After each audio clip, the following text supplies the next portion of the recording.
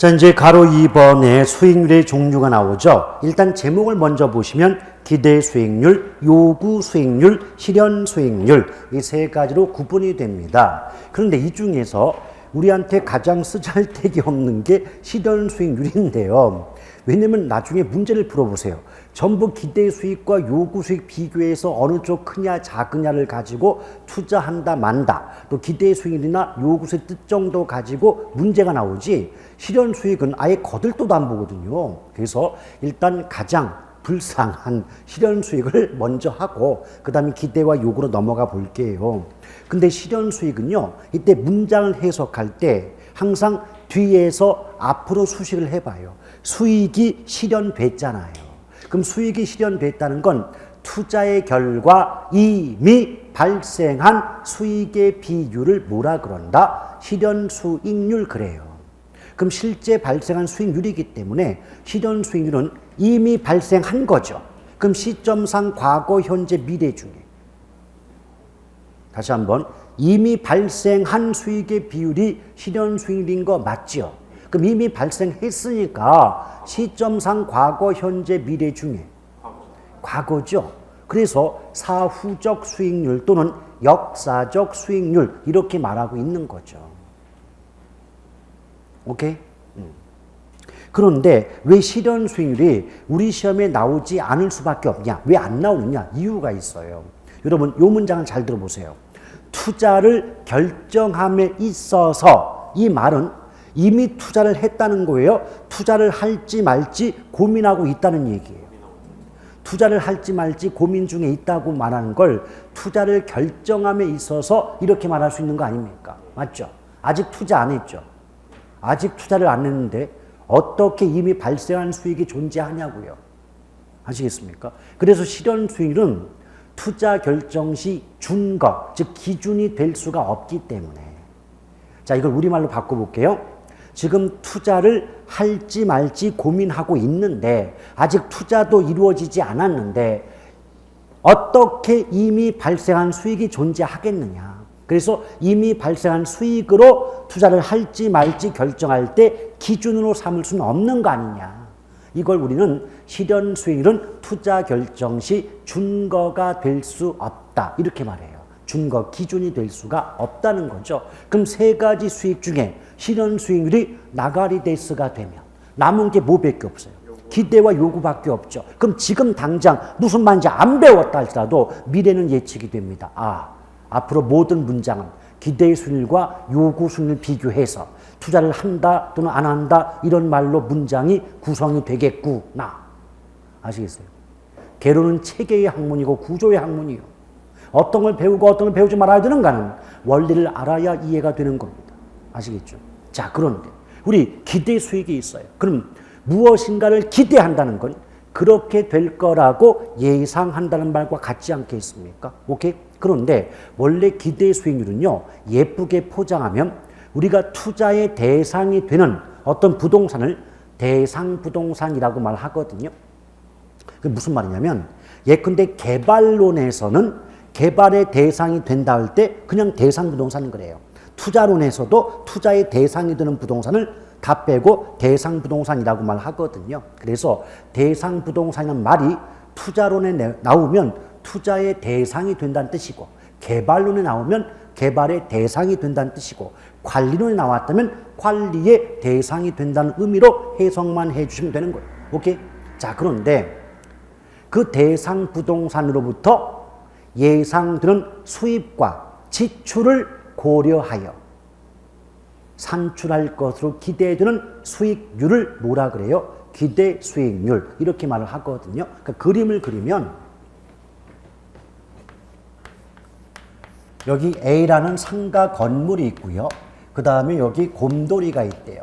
그럼 딱 봐도 이 곰돌이는 투자자일 거고 그 다음에 A라는 상가는 투자의 대상이 되는 건물이겠죠. 그럼 얘를 묶으면 뭐라고 한다? 대상 부동산. 오케이? 그러면 곰돌이가 이 상가에 1억을 투자한다면 이때 1억이라고 하는 건 하나의 상징적인 숫자예요. 10억일 수도 있고 100억일 수도 있고 1000만 원일 수도 있는 거 아니겠습니까? 그렇죠?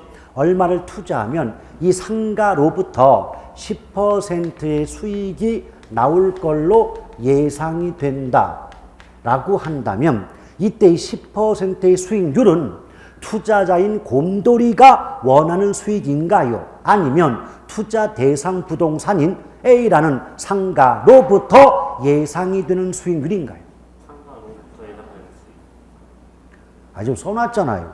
저기 상가로부터 예상이 되지. 곰돌이가 얼마 달라고 얘기하시면 지금 말도 없었잖아요. 곰돌이는. 그렇죠. 그럼 보세요. 그럼 결국 이때 10%의 수익률은 투자 대상 부동산으로부터 예상이 된다는 점에서 예상 수익률이라고 하고 이미 발생한 수익이 아니라 앞으로 발생할 수익이기 때문에 사전적 수익률이다라고 말하고 있는 거죠. 오케이? 그리고 지금 이 10%는 A라는 투자 대상 부동산으로부터 예상이 되죠.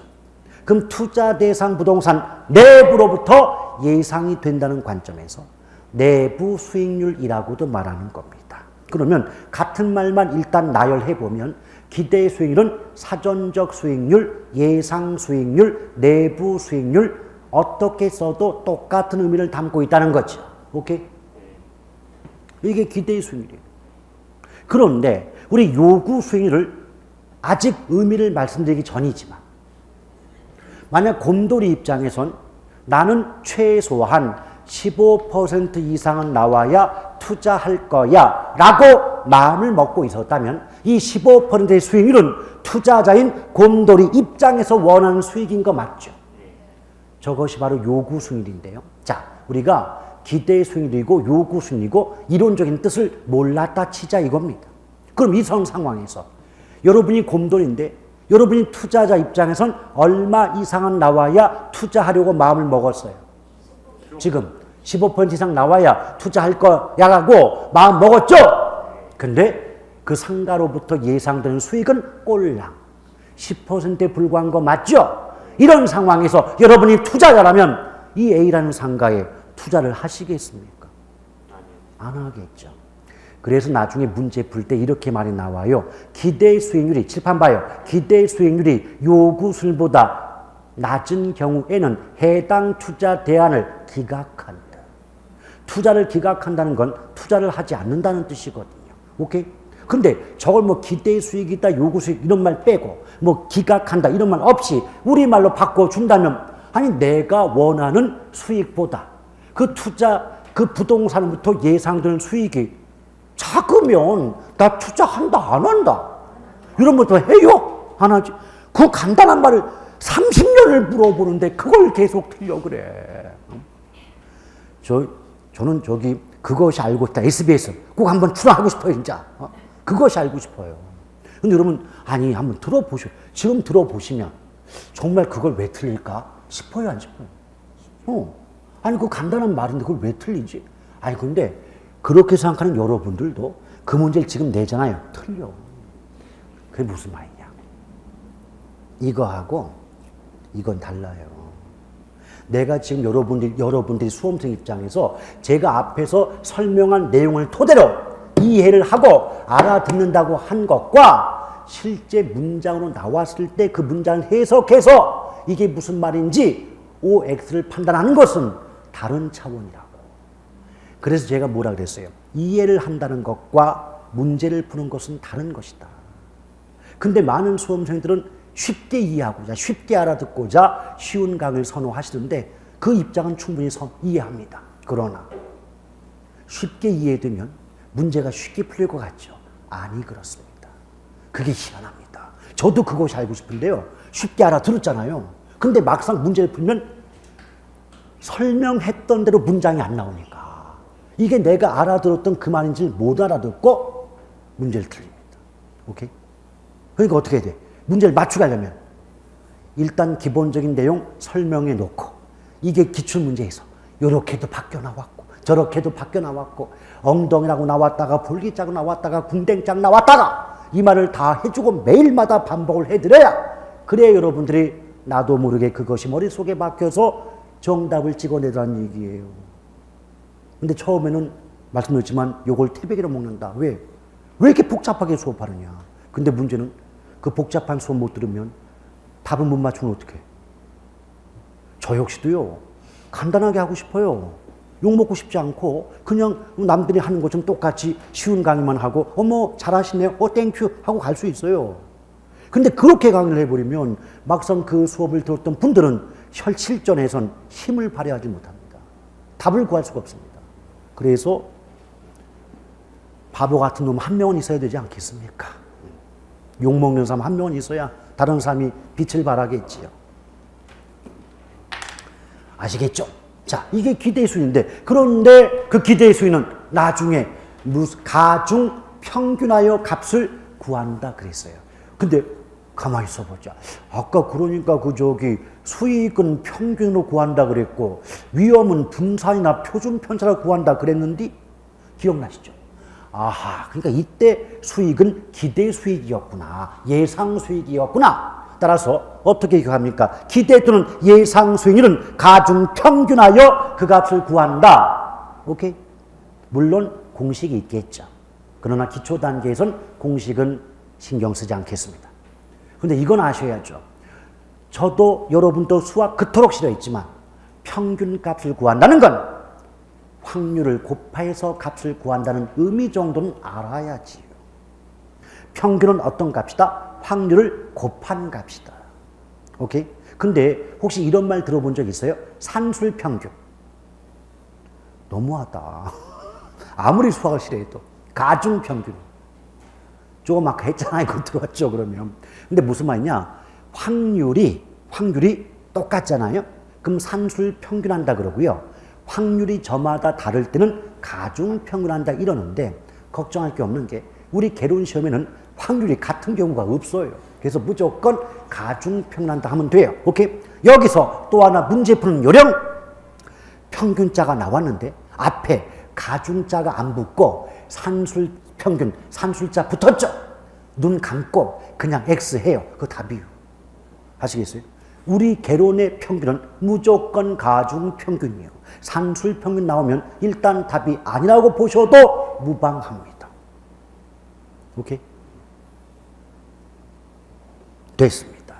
자, 그 다음에 요구 수익 나오는데 여러분 앞으로 요구 수익률을 공부할 때는요. 요구 수익률 앞에 이 말이 생략되었다고 생각하십시오. 이게 뭐죠? 투자자가. 오케이? 그럼 어때요? 이걸 그대로 해석하면 누가 요구하는, 투자자가 요구한다. 투자자가 요구한다는 건 투자자가 원하는 수익률을 뭐라고 한다? 요구 수익률. 근데 제가 조금 아까도 이렇게 말씀드리지 않았습니까?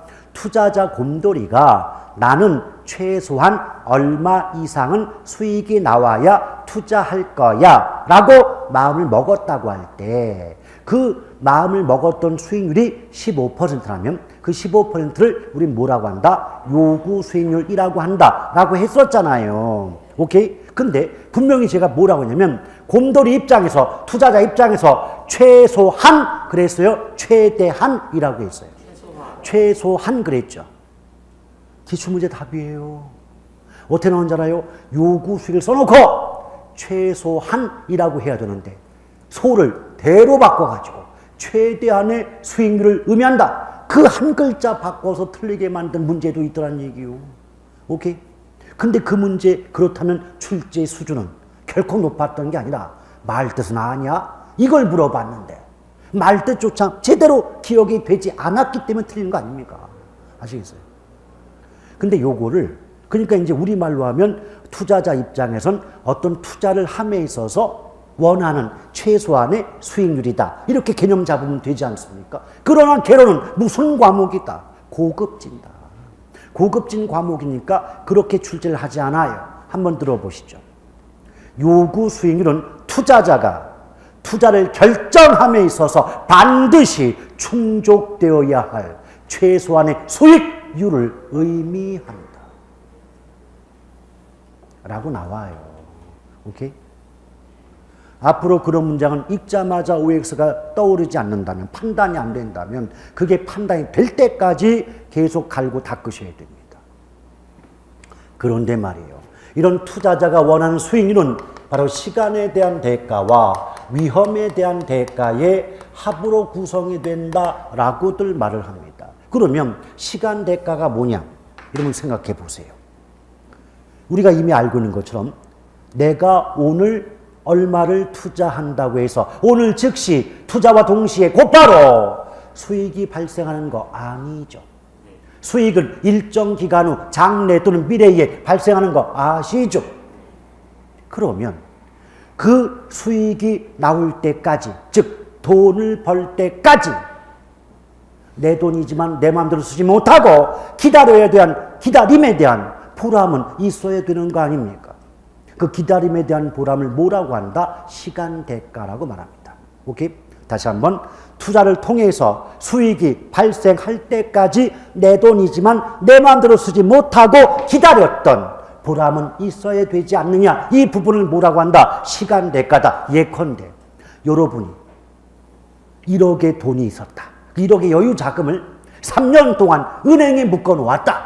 그 말은 어쨌든 3년이라는 시간이 지나면 약속받았던 수익을 얻을 수가 있는 거 아닙니까? 그런데 3년 만기 정기예금의 이자율이 2%라면 그 말은 3년이라는 시간을 내 돈이지만 내 마음대로 쓰지 못하고 기다렸던 그 기다림에 대한 보람치고는 너무 작은 것이 아닌가요? 2%면? 오케이? 그럴 때는 내가 정기예금에 묶어놓고 싶어진다? 그러고 싶지 않다. 근데 만약에 뒤집어서 국민은행의 3년 만기 정기예금의 금리가 10%라면 괜찮죠. 당장 저라도 달려갈 것 같습니다. 자, 이 말은 뭐예요? 어차피 은행에 맡겨놓은 거 손해볼 건 없는 거고. 그렇죠. 자, 은행에 1억을 3년간 그래 내 돈 아니라고 생각하고 묶어만 놨어도 3년 지난 뒤에는 어떤 일이 있어도 처음에 약속을 받았던 10% 이자 수입을 얻을 수가 있는 거 맞지요? 그 정도면 3년을 비록 내 돈이지만 내 마음대로 쓰지 못하고 기다렸던 보람 있는 거 아닌가요? 그걸 우리 뭐라고 한다? 시간 대가. 근데 제가 조금 전에 대표적인 예를 들은 게 정기예금의 이자율 아니었습니까? 그럼 3년 만기, 5년 만기 정기예금의 이자율이 뭐 3%다, 5%다, 10%다 라고 할 때 어찌됐든 어떻게 시장 상황이 변하든 간에 관계없이 3년, 5년, 10년이라는 시간만 지나면 처음에 은행으로부터 약속받았던 수익을 별다른 위험 없이 얻게 되는 거 아닌가요?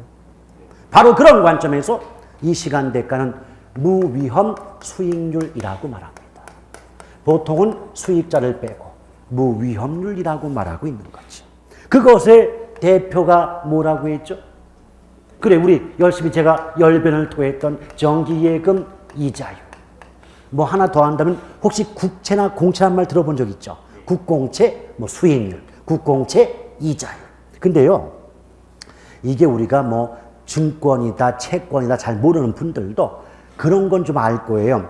주식에 투자하는 분들은 왠지 대박을 노리는 분들이기 때문에 위험 추구형 투자자라고 하고요. 채권 투자자들은 채권은 위험이 낮은 안전한 상품인데 비해서 그만큼 수익도 낮거든요. 그러면 위험 회피형 투자자는 채권에 투자하고 뭐 위험 추구형 투자자는 주식 투자를 한다. 뭐 이런 말들은 들어본 기억이 있지 않겠습니까? 한 번쯤 지금 살아오시면서 말이죠. 그러니까 국공채, 국제채권도 위험이 없어요. 그냥 시간만 지나면 제깍제깍 국가나 공공기관이 수익을 보장해 주니까. 그렇죠. 자, 그럼 위험 대가는 뭐예요? 그렇죠. 여러분, 어떠한 투자도요, 위험이 없는 투자는 없다니까요. 위험이 있어요. 안 그렇겠습니까? 위험이 있습니다. 자, 위험이 있다는 거죠. 그럼 어떨까요? 위험이 존재하니까 내가 그 위험을 무릅쓰고 그 위험을 감수하고 투자를 선택한 보람은 있어야 되지 않느냐. 이걸 뭐라 그래요? 위험 대가다 그래요. 근데 위험 대가는 위험률이라고 하는데 여러분 상식적으로요. 위험이 커짐에 따라서 투자자는 좀 더 많은 위험에 대한 대가를 원하지 않을까요? 위험이 커지면 커질수록 이 정도 위험이라면 그에 상응해서 이따만큼의 이익이 나한테 주어져야 됩니다. 이걸 요구하지 않을까요? 맞죠? 그러면 위험이 커질수록 위험 대가인 위험률도 커지겠죠. 그래서 어떤 말을 붙이냐면 할증자를 붙여가지고 위험 할증률 이렇게 말하기도 한다는 거죠. 그래서 이렇게 볼 수가 있어요. 투자자의 요구 수익률은 시간 대가와 위험 대가의 합이다라고 할 수도 있는 거고 무위험률과 위험률 또는 위험 할증률의 합이다라고 해도 틀린 지문이 아닌 거죠. 오케이? 근데 여러분 상식적으로요. 투자에 관련된 위험이 커지게 되면 그만큼 투자자는 위험에 대한 대가를 좀 더 많이 원할 수밖에 없죠. 그럼 결과적으로 위험률이 커지겠죠. 위험이 커지면 투자자가 보다 많은 위험에 대한 대가를 원하지 않을까요? 그럼 결과적으로 위험률이 커질 거 아닙니까? 그럼 요 부분이 커지면, 값이 커지면 이걸 합한 값인 투자자의 요구 수익도 커지는 거 아닌가요? 맞죠? 오케이? 그럼 요 가운데 말이 없다고 보면 위험이 커지면 투자자가 원하는 수익도 커지죠. 그럼 위험과 수익은 같은 방향, 반대 방향. 같은 방향이니까 비례, 반비례. 이처럼 위험과 수익의 비례 관계를 위험 수익의 상쇄 관계라고 합니다. 아시겠죠? 무슨 관계? 위험이 커지면 수익도 커지는 위험과 수익의 비례 관계를 위험 수익의 상쇄 관계라 한다 이 말이에요. 오케이? 그런데 그럼 기출문제에 뭐가 있었는지 아십니까? 위험과 수익의 반비례 관계를 위험 수익의 상쇄 관계라 한다. 기출문제입니다. 맞아요, 틀려요? 틀리죠. 오케이? 무슨 말이냐? 복잡하고 어려운 문제는 빼고서라도 쉬운 문제, 우리에게 주는 문제만 제대로 맞췄더라도 합격은 그리 어려운 일이 아니었다는 거예요. 오케이? 원래 출제 원칙이 있다 하지 않았습니까? 상중하의 비율이 있습니다. 정해져 있습니다. 예컨대 뭐 학급 문제는 뭐 10문제 이상 내야 된다. 이게 있어요. 출제위원 지 맘대로 내는 게 아니라고요, 이게. 그런데 그 출제 원칙상 상급의 문제를 제외하고 중간급이나 학급 문제 이게 근 30문제가 돼요. 그러면 우리 상급의 문제 뭐 계산을 포함해서 좀 난이도가 높은 문제를 전부 포기하고 없애버렸다 하더라도 나머지 중간급 하급의 문제 30문제 중에 그나마 6문제 여유조차 있지 않습니까? 24문제만 어떻게 맞으면 되는 거 아닙니까? 안 그래요? 바로 그런 거죠. 그러면 어떻게 보면 학급, 정확히 학급의 문제만 다 맞춰도 과락은 넘어가요. 왜 과락이 40인데 누구나 공부하면 40은 넘어가게끔 내기 때문에 과락이 40인데 아시겠어요? 그게 다 이유가 있는 거랍니다. 그랬을 때 자, 우리 이렇게 한번 따져볼까요? 그래, 학급만 다 맞아도 40이네. 그럼 우리는 20점만 더 맞으면 합격 아닙니까? 그럼 20점이면 한 문제당 2.5점이니까 10문제도 아니에요. 얼마입니까? 8문제인가? 8문제인가? 자, 그럼 이렇게 자, 우리 인식을 바꿔보자고요. 인식을. 그래, 40점은 학급, 누가 봐도 맞춘 그 문제만 맞춰도 우리가 40은 맞는다라고 전제한다면 우리가 8문제만 더 맞추면 합격은 되는 거 아니야 말이죠. 그런 생각의 어떤 전환? 이곳이 있으면 즐거워요. 너무 큰 부담. 아니, 사람이 머리가 조금 뭐한 간에 부담이 생기면 이게 와닿지가 않아요.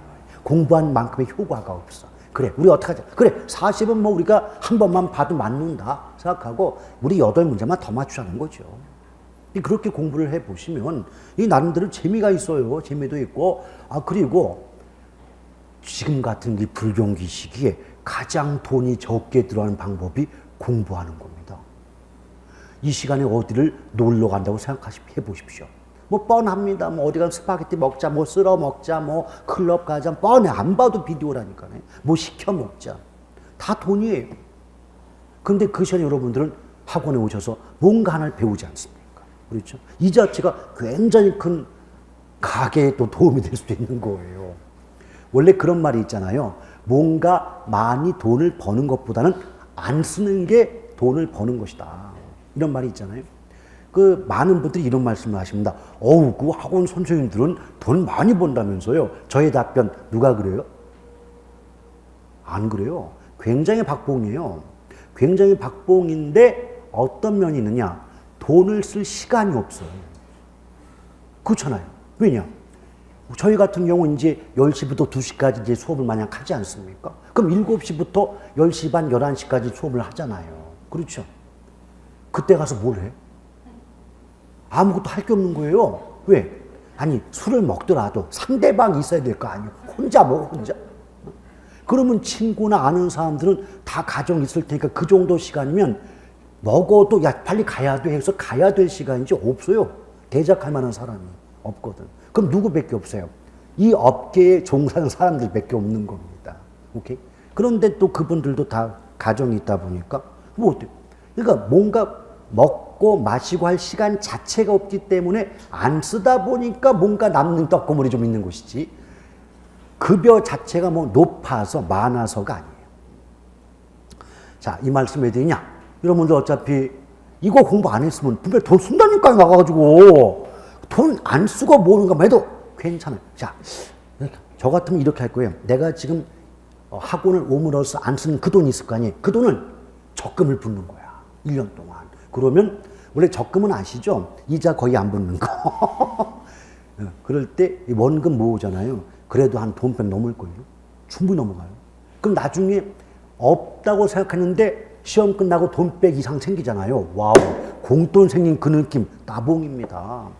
그렇게 모아가지고 멀리 못 가면 저 동남아 뭐 5박 6일 한번 여행 갔다 오시고 그것도 싫으면은 한 2박 3일 일본 여행 다녀오세요. 그동안 여러분들 고생 많으셨잖냐고. 시험 끝나면 여러분의 고생에 대한 대가를 스스로 주세요. 자리가 있으면 좀 같이 가고요. 혼자는 좀 너무 그래서. 예. 이런 것도 있죠. 오케이? 자, 요구 수익에 됐습니까? 간단합니다. 자, 그 다음에 이제 넘겨보시면, 이제 큰 3번 해가지고 평균 분산 결정법과 포트폴리오 이론 나오잖아요. 근데요, 제목 잘 봐요. 평균과 분산이란 말 나왔죠. 가만히 있어보자. 아까 전 시간에 우리가 평균은 수익은 평균으로 구한다 그랬고, 그 다음에 위험은 분산 또는 표준 편차로 측정한다. 이거 기억나죠? 아하. 그럼 평균한 말을 딱 보는 순간에 요거는 기대 또는 예상 수익을 말하고 분산은 위험을 뜻하겠구나 라고 딱 나와야 돼요. 그럼 평균 분산 결정법 뜻을 보지 않아도 대충 이렇게 예측이 되겠군요. 아, 얘는 투자로부터 예상되는 수익과 위험을 비교해서 수익이 같으면 위험이 작은 쪽을 선택하고 위험이 같으면 수익이 높은 쪽을 선택하는 방법 아닐까라고 예측을 해야죠. 배웠으면 적용을 하고 응용을 해서 미래에 대한 예측이 가능해야만 비로소 개론 학습이 제대로 됐다고 말할 수 있는 겁니다. 아니 그렇습니까? 오케이? 제가 그 목소리 톤상 이 사극을 좀 하면 좀 괜찮지 않을까요? 사극. 그 중에 4시. 4시. 그러니까 반전을 노리는 거죠. 4시면 보통 목소리 가는데 갑자기 4시가 전화 이래버리면 사극 보고 계셨던 분들이 다들 놀라지 않겠는가. 아, 죄송합니다. 예. 제가 무슨 말하면 굉장히 얼어붙어요. 예. 자, 봅니다. 아하, 평균 분산이구나. 그러면 제가요, 여기 있는 표가 있어요. 요 표하고 조금 다른 각도로 표를 하나 만들어 볼 텐데 결론은 똑같거든요. 결론은 똑같은데 표가 약간 각도, 관점이 다르다 보니까 여러분 볼 때는 다른 것 같다 하지만 결론 똑같으면 하는 거니까 걱정하지 마시고. 자, 여기 평균이 있어요. 그럼 뭐다? 얘는 기대 또는 예상 또는 수익을 의미한다 그랬어요. 또 분산이나 표준 편차 나오면 무슨 뜻이다? 위험의 뜻이다. 그럼 예상되는 수익과 위험을 비교해서 보다 우월한 투자 대안을 선택하는 방법이 평균 분산 결정법인 것까지는 이해되시죠? 자, 그럼 여기 A와 B라는 두 개의 투자 대안이 있다고 가정해 보았을 때 평균은 A가 B보다 큰데 분산은 A와 B가 같다고 나오더래요. 이걸 하나씩 해석해 볼까요? 예상되는, 기대되는 수익은 어느 쪽이 커요? 근데 분산, 위험은 A와 B가 같다는 거죠. 여러분 상식적으로요. 위험이 같으면 수익이 높은 거 낮은 거. 높은 거 선택하죠. 그럼 A와 B 중에는 어느 투자안이 보다 우월하다. 오케이? 근데 이럴 때 우리 개론은 우월하다는 말 안 쓴다니까요. 어떻게 말한다? 투자 대안 A가 투자 대안 B를 지배한다. 무엇이 무엇을 지배한다는 건 그것이 보다 우월하다의 뜻이에요. 오케이? 그러니까 한 가지 말을 써도 일상 용어가 아니기 때문에 처음에 받아들이기가 어려운 거야. 근데 한 번만 냈게 되면 그때부터는 그냥 당연한 말이 있네 하면서 문제를 푸는 거예요. 아시겠죠? 두 번째. 이렇대요. 이런데 분산은 이렇대요. 이걸 해석해보면 A, B 어디에 투자해도 예상되는 수익은 같다는 거죠. 근데 위험은 B가 크잖아요. 그럼 상식적으로 수익이 같을 때는 위험이 작은 쪽을 선택하는 거 아닌가요? 이럴 때 A가 B를 뭐 한다? 지배한다. 그 말은 A가 B보다 우월한 투자 대안이다. 또는 타당성이 있다. 이렇게 말할 수 있는 거 아닌가요? 맞아요? 지금 졸리시죠? 예, 피곤하시죠? 자, 피곤하실 때는 주무셔도 돼요. 괜찮아요. 왜냐하면 이걸 안 자려고 계속 이렇게 있잖아요. 잠을 자는 것도 아니고 수업을 듣는 것도 아니고. 차라리 그럴 때는 좀 쪽잠을 주무시고 그 구멍 난 부분은 동영상이 괜히 있는 게 아니죠. 그걸 통해서 복구를 하시면 돼요. 오케이? 그러니까 제 수업 시간에는 주무시거나 뭔가를 드시는 거 일체 타치 안 하니까 주무시고 드셔요. 그러나 술은 안 됩니다. 아시겠죠? 자, 근데 세 번째를 보면 평균은 A가 B보다 크더래요.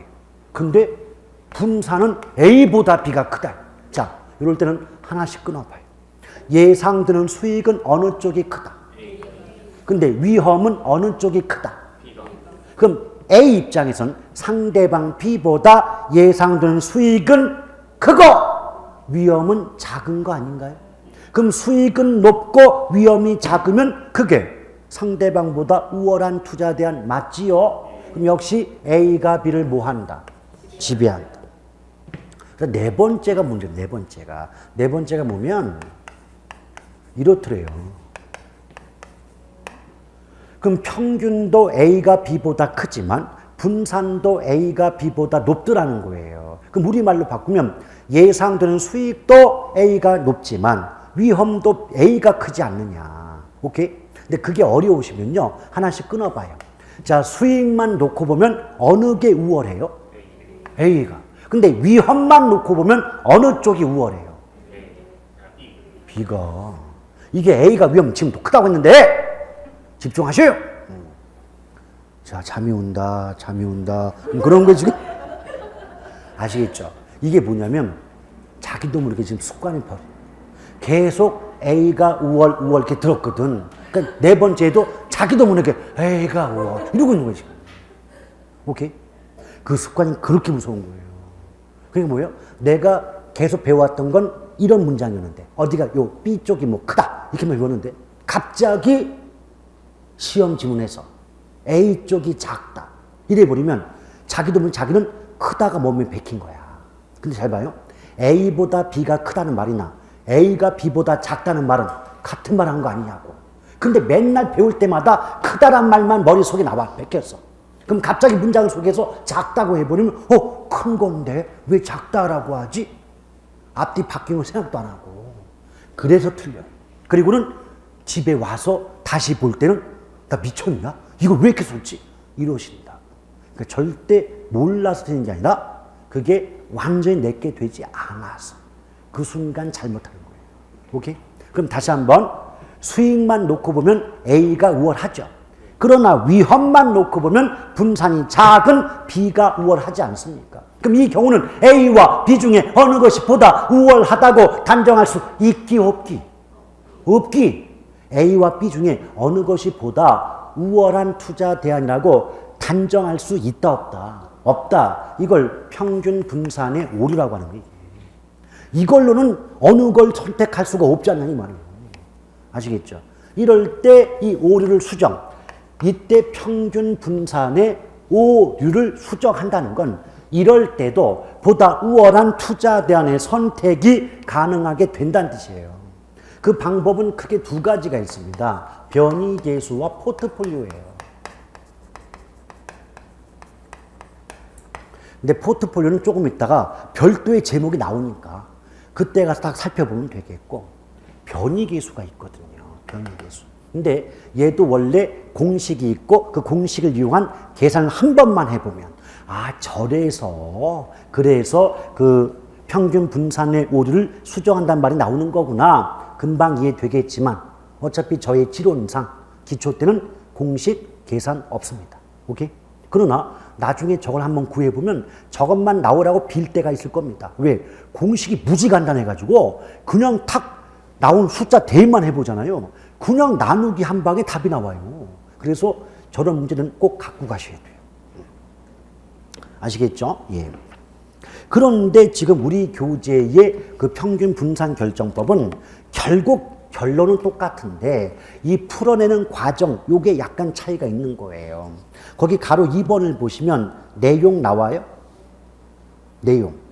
예. 그래서 뭐 평균과 분산을 이용하여 투자 대안 선택하는 방법이 평균 분산법 그래놓고 표를 보세요, 여러분.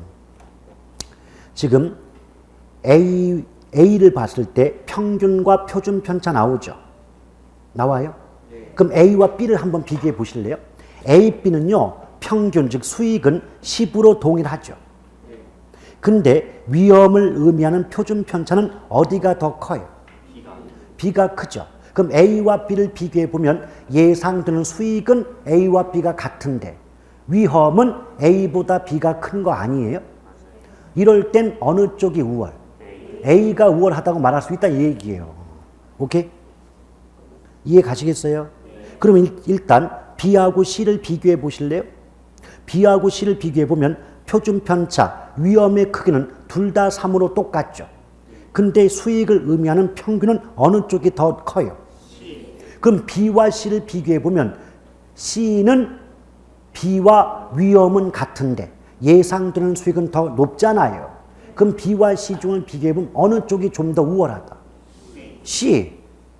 그렇죠? 그럼 B를 빼고 이제 A와 C를 비교해 보자는 거예요. A와 C를 비교해 보면 평균은 어느 쪽이 더 높다? C가. 수익은 C가 더 큰 거 이해되셔요? 칠판에 써야 될까요? 안 써도 되겠어요? 근데 위험을 뜻하는 표준 편차는 어느 쪽이 더 커요? 그러면 수익도 C가 높지만 위험도 C가 큰 거 아니에요? 그렇잖아요. 이럴 때는 수익만 놓고 보면 수익이 우월하지만, C가 우월하지만 위험만 놓고 보면 A가 우월하다고 볼 수 있는 거 아니에요? 그럼 평균 분산법으로는 A와 C 둘 중에 어느 것이 우월하다고 판단할 수 있기 없기? 여기까지가 평균 분산의 오류. 그런데 오늘 제가 공식 이용한 계산은 하지 않는다고 했지만 그 표에서 맨 오른쪽이 변이계수 아닌가요? 그럼 A와 C의 변이계수를 비교해 봐요. A는 변이계수가 0.28이고 C는 변이계수가 0.25 아닌가요? 맞죠? 여러분, 변이계수는 결론을 말씀드릴게요. 변이계수 값이 작게 나오는 쪽이 상대적으로 위험이 낮은 쪽이에요. 자, 변이계수가 작을수록 상대적으로 위험이 낮다고 보는 거예요. 그럼 A와 C, 자 다시 한번 평균 분산법으로는 지금 이해했죠? 평균 분산법으로는 A와 C 중에 어느 게 우월하다고 판단할 수 있었어요? 없었어요? 없었어. 근데 아직 계산은 안 해봤지만 그냥 계산된 결과를 보니까 변이계수 값 자체는 A보다 C가 작지요. 그 말은 A보다 C가 상대적으로 위험이 낮다는 뜻이에요. 그럼 변이계수를 이용해 보니까 A와 C 중에 어느 것이 그나마 우월한 투자 대안으로 선택이 될 수 있나요? 이걸 우리는 변이계수를 이용하여 평균 분산의 오류를 수정할 수 있다. 이렇게 말하고 있는 거죠. 이해 가시겠어요? 근데 그래 이왕 나왔으니까 요거는 값을 구해 봐야 되니까 한번 해볼게요. 변이계수 공식이 뭔지 알아요? 변기표예요. 이게 왜 공식이 변기표냐면 기대 수익률 분의 표준 편차가 공식이에요. 근데요, 이 기대 수익률 부분이 우리가 배웠던 말로 하면 평균 아니에요? 아까 평균 나오면 이게 기대 수익이고 위험을 의미할 때는 분산 아니면 표준 편차란 말 쓴다 그랬잖아요. 자, 저한테 거기 값을 한번 불러봐 주실래요? 지금 A부터. A는 평균 기대 수익률이 얼마예요? 10이에요. 퍼센트 나발이 필요 없어요. 숫자만. A 표준 편차 얼마예요?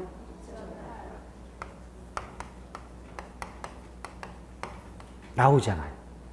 10분의 2.8이니까 0.28 나오잖아요. 자, 같은 방법 변기표니까 C 평균 기대 수익률 얼마예요? 12? 오, 표준 편차는 3. 그럼 이게 약분하면 4분의 1이니까 0.25 나오겠죠? 그러니까 이 값이 왜 나오는간 이해되시겠죠? 그런데 분명히 제가 뭐라고 말씀했어요? 변이계수 값은 작을수록 상대적인 위험이 낮다는 뜻이다. 그럼 변이계수 값은 A보다 C 값이 작죠. 그럼 A보다 C가 상대적인 위험이 낮다는 뜻인 거 맞죠? 그럼 어느 거 선택한다? 예. 아니 상대적이든 절대적이든 위험 낮은 거 선택해야지 위험 높은 거 선택합니까? 그런 분들 우리는 돌 플러스 I라고 해요. 아시겠죠? 됐어요? 그러니까 막상 해보면 이게 별거 아니지 않냐고. 지금 제가 아까 왜 오늘은 계산을 안 할게요. 나중에 해보면 되게 간단해요. 했던 이유가 아니 10분의 2.8 하면 그 0.28 안 나옵니까? 10분의 아니 그다음에 12분의 뭐 3 하면 그거 4분의 1 해가지고 0.25 곧바로 나오잖아요. 아니 짜증나면 계산에 누르면 되는 거 아니고. 이건 계산 축에도 안 들잖아요. 근데 문제는 이 계산만 하면 2.5점 하나는 건진다는 거. 그런데 웃긴 건 이것도 숫자 나오고 계산이랍시고 처음부터 아예 포기를 하는 대다수의 수험생들한테는 엄청난 수학이요. 그러나 이걸 무조건 포기하지 말고 할 건 하자라고 생각했던 수험생들한테는 기회의 땅이죠. 기회의 땅이죠. 12분의 4 나눠봐. 네, 얼마인데요? 바로 나오고. 그거 답인데. 아시겠죠? 그런데 만약 주어진 조건이 바뀌어가지고 A의 변이계수가 C의 변이계수 값보다 작게 나왔다면 그때는 어느 걸 선택한다? A 선택한다. 무조건 변이계수가 작은 쪽이 상대적인 위험도가 낮기 때문에 그쪽을 선택해야 되지 않냔 말이에요. 이해가시겠습니까? 그게 73쪽 2번 포트폴리오 이론 전까지의 내용이라고. 자, 여러분. 그러면 그 포트폴리오 이론해가지고 가로 1번에 전통적인 자산 3분법 나와요? X 하심. 나오지도 않아요, 이거. 근데요, 왠지 찝찝해요? 자, 제목이 자산 3분법이죠? 3분이잖아요. 그 말이 뭐다? 세 개의 자산에 나누어 투자하는 기법. 근데 그 세 개의 자산이 뭐냐? 주식, 예금, 부동산. 오케이? 자산이 몇 개예요? 세 개. 조금씩 나누어 투자하니까 3분. 오케이? 자, 그러면 이렇게 말합니다. 전통적인 자산 3분법은 주식, 예금, 부동산 등의 세 개의 자산에 나누어 분산 투자하는 기법이다. 그 정도 알면 하늘이 감동할 것이요. 왜? 물어보지도 않는 걸 그 정도 알았으면 제대로 한 거지 뭘 더 해? 나오지 않아요. 오케이? 그럼 그 아래 가로 2번 포트폴리오 의의부터 우리 시험에 등장하겠지요? 쉬웠다 오세요.